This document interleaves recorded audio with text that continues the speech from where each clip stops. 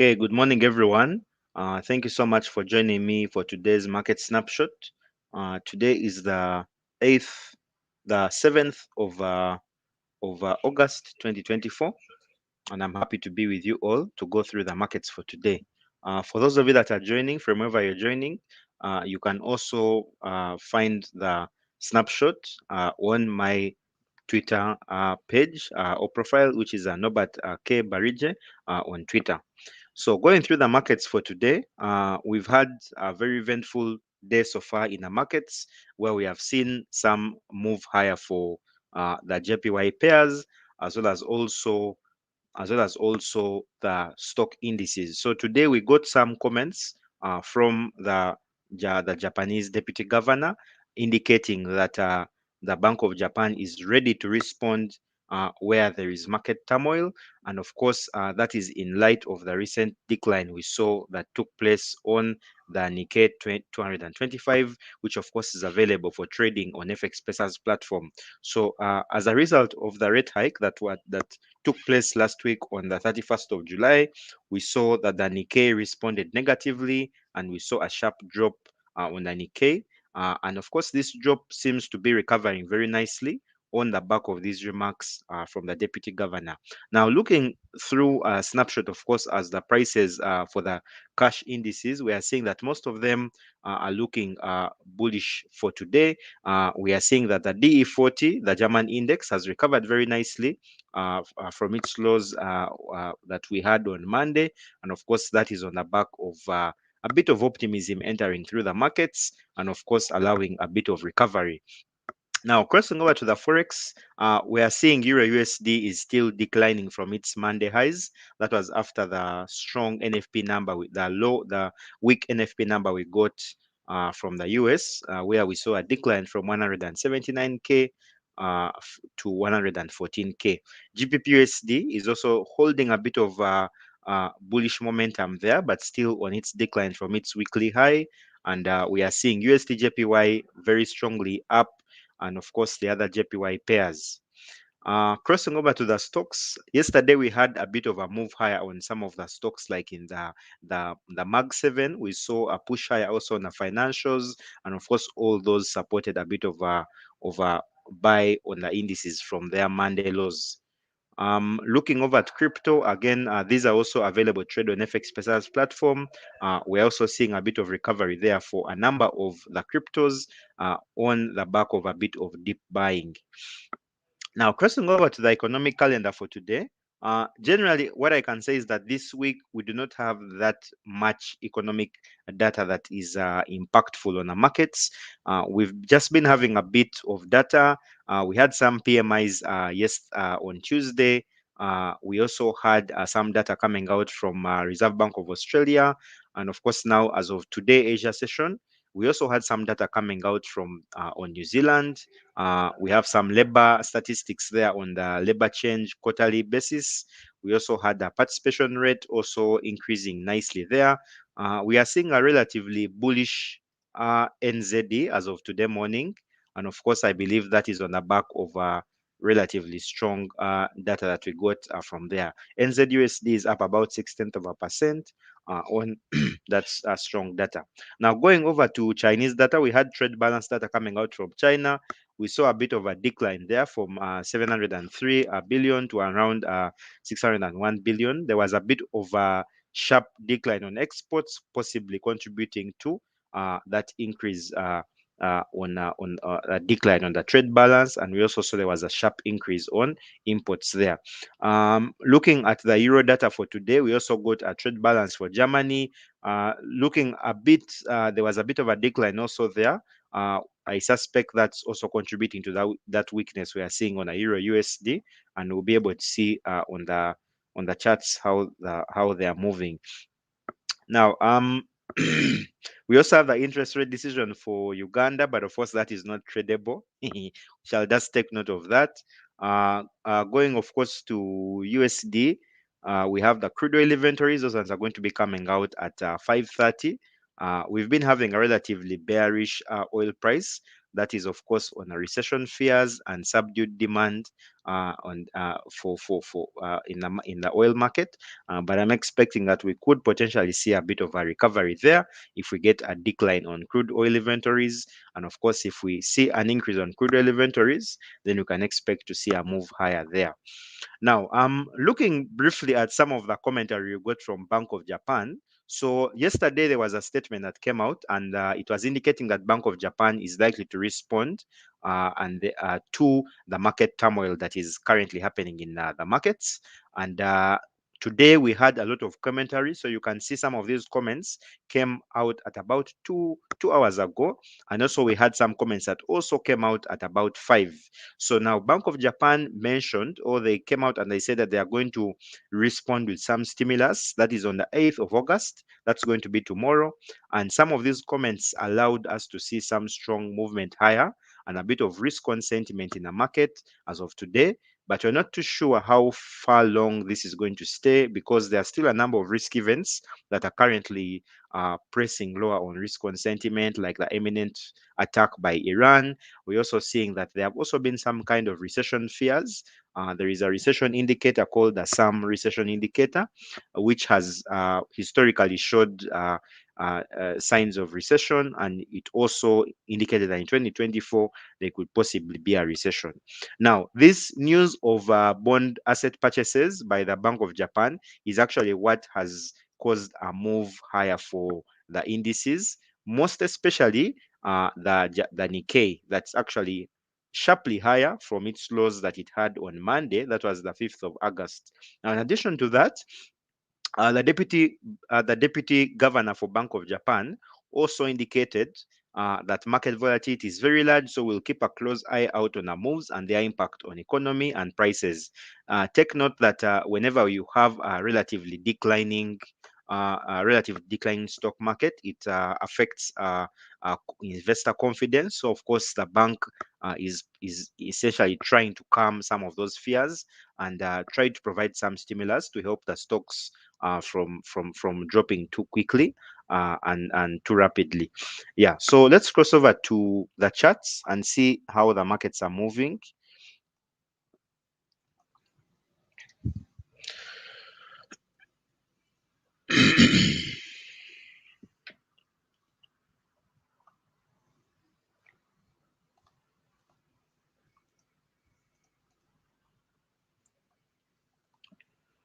So we are going to begin by looking at the USD JPY.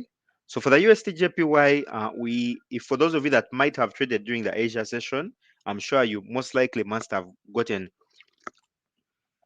a bit of that move to the upside. I've added my Fibonacci retracements from the swing low, and of course, no, I've added it from this swing high to the swing low that we created on Monday. We seem to have created some kind of a temporary minor support along this level of 141 that is marked at right at the bottom of my fib retracement from this level.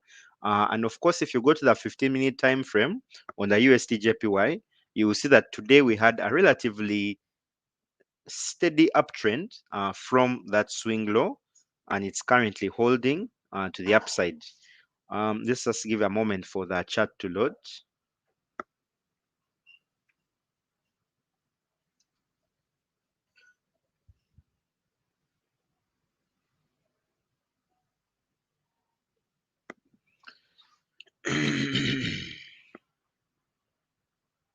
Okay, so the chart has loaded. So this is the M15. So this sharp candle we had here was as a result of the comments from the deputy governor of Bank of Japan. And it so happens that right after we had it, we also had a very nice golden cross there appearing on the M15, sign of a steady uptrend. Now, I know that if you go on the higher time frames, we are still looking at a relatively bearish USD JPY. But we just have to keeping an eye on the sentiment to see how that plays out. I know that Bank of Japan's stimulus activity tomorrow is going to have a bit of a drag on the yen, and could possibly allow us to see the dollar recovering very nicely at this level, aiming to go possibly to that 100% retracement level there. That's at 150,618.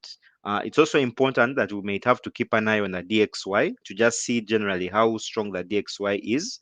But we seem to have created minor support along this level, and we could potentially see move to the upside. Now, going over to Euro USD. Euro USD managed to hold very nicely despite Monday's market turmoil.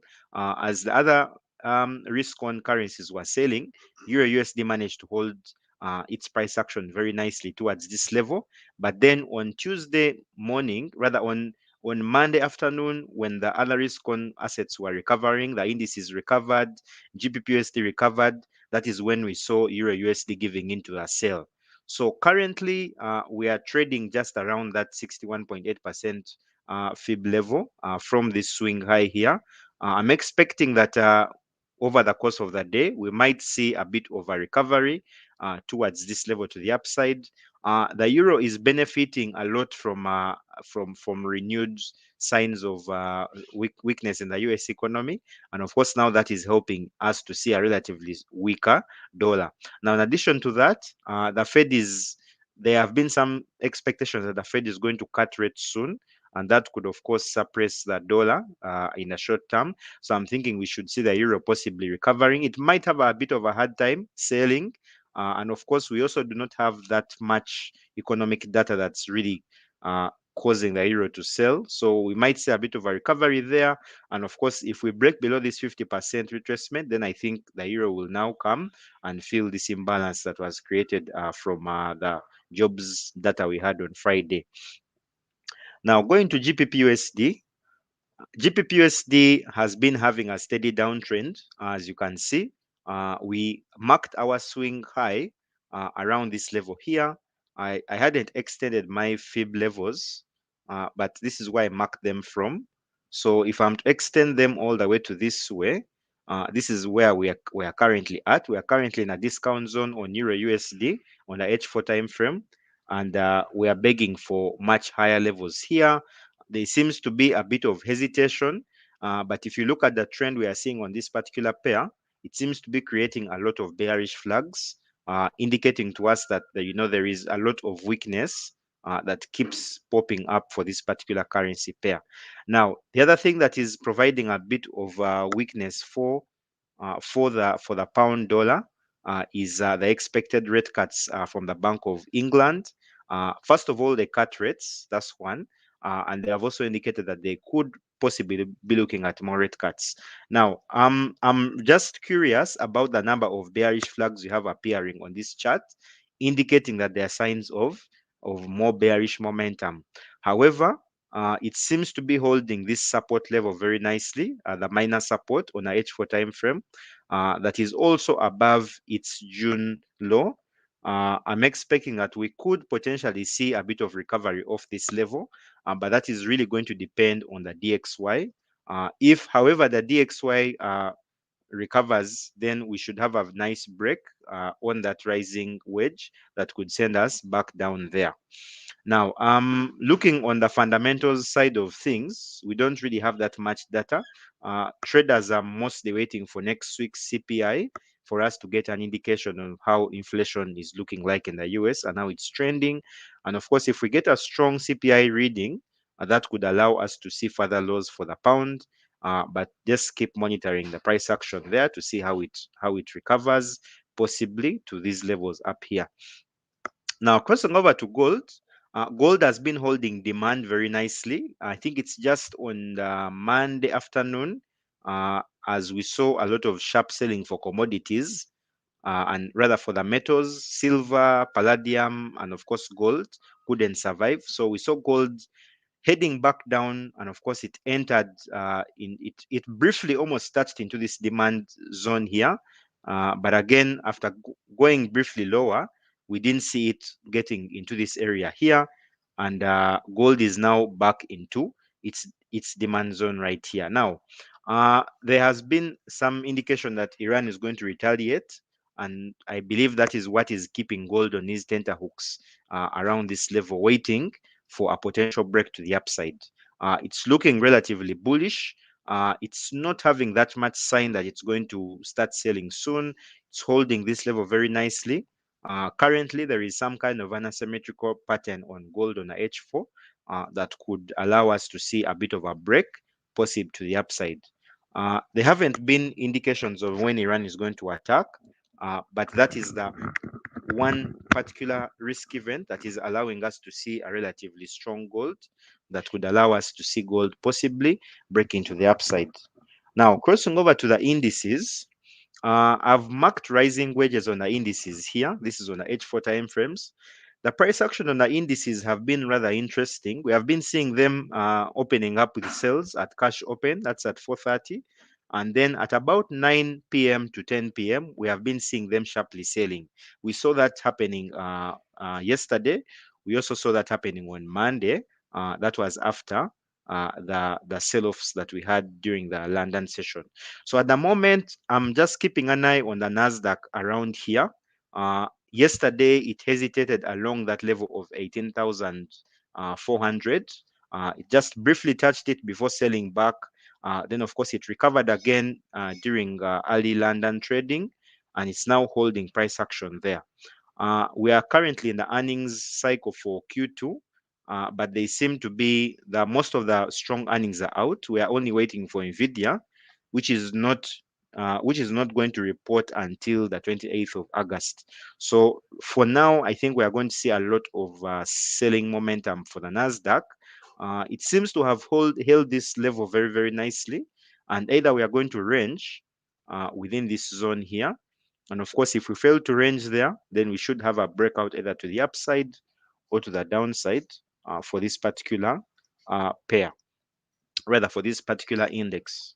Now, crossing over to Dow Jones, I also still have the same pattern on the Dow Jones. I have a rising wedge pattern, and I'm expecting us to potentially see a nice break below that rising wedge on the H4 time frame.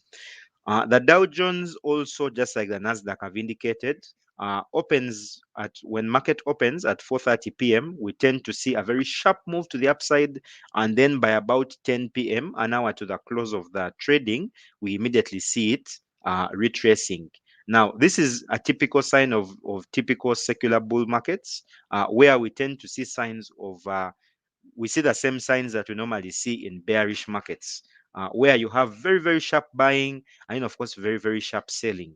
The other thing, of course, that is also putting a lot of pressure on the stocks at the moment are those fears of recession. So I think we are going to see more selling, especially for stocks that are prone or that react more to economic growth. So we are going to see a lot of those stocks taking hits, and of course that will affect these indices. Yeah, so I think that's it, guys. If you have any questions, you can send in your questions so that I can be able to go through them.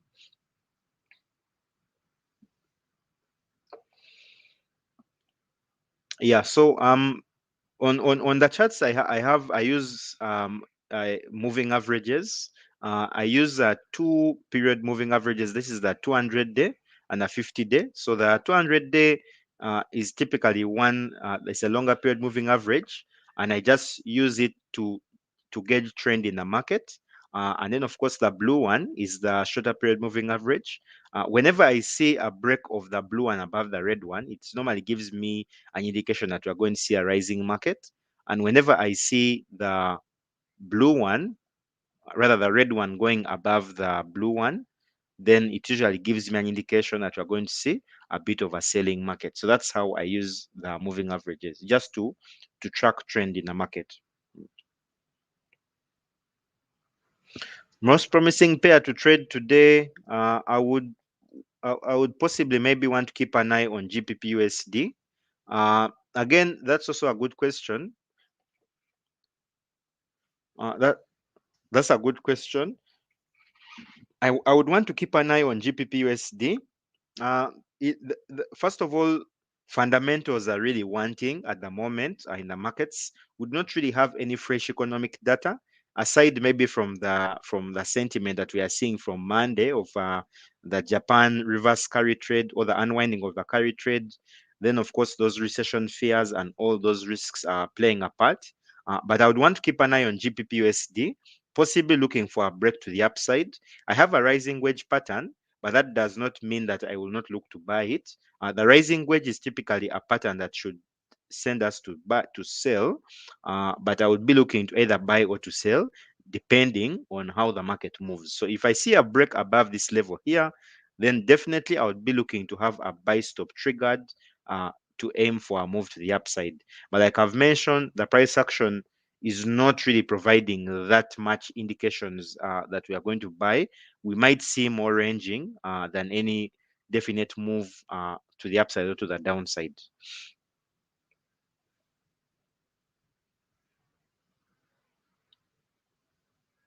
Should I keep my buy positions on Euro USD? Yeah, Euro USD. Now, Euro USD, meanwhile, just for those of you that might not be aware, on Monday, when we had that broad market sell off from Asia all the way to the US, we saw that among the G10 pairs, the one that held very nicely, despite that very, very strong or sharp sell, was Euro USD. Now, I believe that Euro USD has been having signs of upside on that back of, the weak economic data from the US, like the NFP data we got. But also, in addition to that, the ECB seems not to have made up its mind on when it's going to cut rates. So we are seeing that in terms of a race to cut rates, the Fed seems to be moving faster than the euro. So I believe then that means that we are going to relatively see a relatively stronger euro, and you can see how it's holding price action there. We still have our imbalance candle from Friday. We have not filled that gap yet, and we are holding above it, meaning that there is a bit of bullish momentum for the euro that could see it possibly moving higher. Yeah, but for now, it's just a wait and see.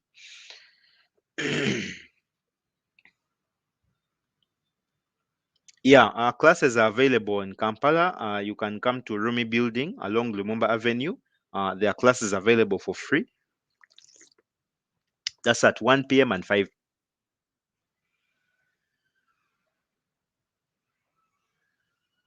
Kindly on USD there was anticipation to go lower to around 140. Is this still possible? Leonard, can you tell me within what time frame? There was an anticipation for it to go lower. Within what time frame? I just need to understand your thought process with for it to go into 140. When was it expected to go to 140? Within what? Within like a month? Within a year? Within how long? Gold is bullish. Like I said, gold is holding demand at key levels. So we have certain demand levels for gold. When we're talking about supply and demand, we look at it in terms of bases and rallies. So bases is where we have either demand or supply. And then, of course, the rally, we have a rally to a base and then a sell, rather a rally or a sell from a base. Now, we have two demand levels for gold. The first one is here, where we've been having a lot of liquidity grabs along those levels, pushing it higher. So we had a very nice buy from here all the way to this side. Then, of course, we saw there was some kind of grabs around here. And of course, if you're looking in terms of mean reversion, this was a very, very high level for gold. On average, it does not spend too long there. So we had to see it selling from that point, obviously. Then, of course, when it came back down here, it's also been getting demand from here, taking it back up. And at the moment, like I mentioned, one of the things that is driving price action for gold is the expected.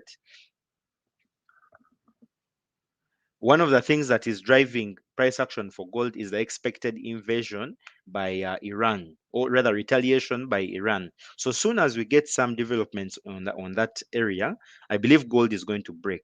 Gold is bullish by far. It seems to be bouncing off certain levels since the week began. First of all, it sold down here. Immediately after selling, we saw a very sharp recovery back into that demand zone. It's again today looking like it wants to sell, but it's holding price action there. And there seems to be an asymmetrical triangle forming on gold that could allow us to see a nice break to the upside. To all those levels, the 50% retracement from the swing high, and of course, even that 61.8% retracement from the swing high there. Yeah.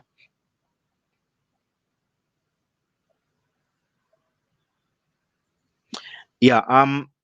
Now, of course, the reason why we are seeing a sharp sell on the JPY pairs is because globally we are seeing there is that unwinding of the carry trade, where we found a lot of people were putting money in money market assets that are in high interest bearing currencies like the pound, like the euro, like the dollar, and many of these currencies. So now we are seeing that now people are now moving their money from uh, pound and dollar and euro denominated assets, and they want to move them back to the yen assets. So that's why we are saying the unwind of that global carry trade. So that is actually what has been the main catalyst for that sell on the JPY, rather the buy for the JPY. Now, Leonard, I think you're right to say that there is a potential continued downtrend that's expected for the yen. But in light of the recent remarks by the Bank of Japan, they seem to be indicating that they want to go slow because they have seen how their actions are hurting the sentiment, and also how we are seeing that very, very big volatility in the stock markets, especially. So, should we see more actions from them? I suspect that is going to delay any downtrend for the JPY pairs, and we could see them either ranging or recovering before selling. Yeah. So in other words, they just want to slow down the sharp sell on the yen pairs.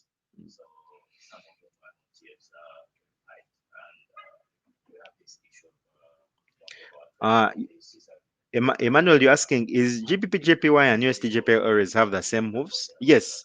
The I wouldn't say it's 100% the same, but if you look at them trend wise, you tend to see some kind of a similarity with the kind of movements. Like for instance, if you look at the GBP JPY here, you will see that we had a relatively nice recovery here with a higher low.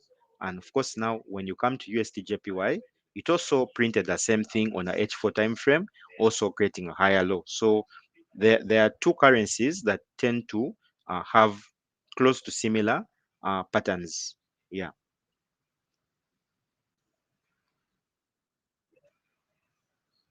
Is risk on sentiment back? No, it's not. It's not back. Maybe just to just show you guys the VIX. Uh, we had been hoping for a break. I had been hoping for a break on the fear index for quite some time. It had been extremely, extremely low for a very, very long time. Uh, some people are even saying that maybe they are suppressing it, but you can see after being this low for some time, it's finally breaking out. And the breakout wasn't uh, first of all, okay, there was an accumulation of VIX calls in the options market. And I think what we saw was actually a squeeze. Investors and traders kept heaping up volatility calls, expecting that this bullish sentiment cannot stay for so long. We have to see something breaking. So I think something broke, and Japan is what broke it. So that's why we saw volatility spiking to levels that we didn't see since 2020. And of course, comparing the scale of the events, we had a pandemic, and we're comparing that with uh, maybe a policy mishap. I wouldn't say policy mishap, maybe a Bank of Japan, but the timing. So for me, as a trader, I was wondering, why do we have the VIX rising so sharply? Yet, what's the cause of concern? But I think it was a squeeze where we saw traders having more VIX calls. They're expecting volatility to increase, and of course that affected the markets a bit. Yeah, but risk on sentiment isn't back, not yet. I don't think so. Maybe just to speak about classes, we have online classes available in Kenya, Tanzania, and Uganda. Uh, and of course, the timing for the classes, the online classes happen at 11 a.m. That's for you, for all three. And then for Tanzania only, you have classes at 2 p.m. and also 2 p.m. to 4 p.m. Now, in the evenings, on Mondays and Tuesdays, there are classes also for those of you that are beginners in trading and you want to get the basics and to start your journey. You can attend the online classes at 8 p.m. The links for the classes are in the description, and they are free classes. Yeah.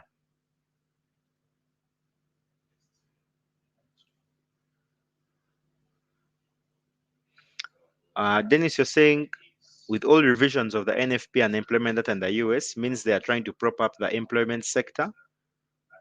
What revisions are those? I saw that yes, there was a revision for the NFP.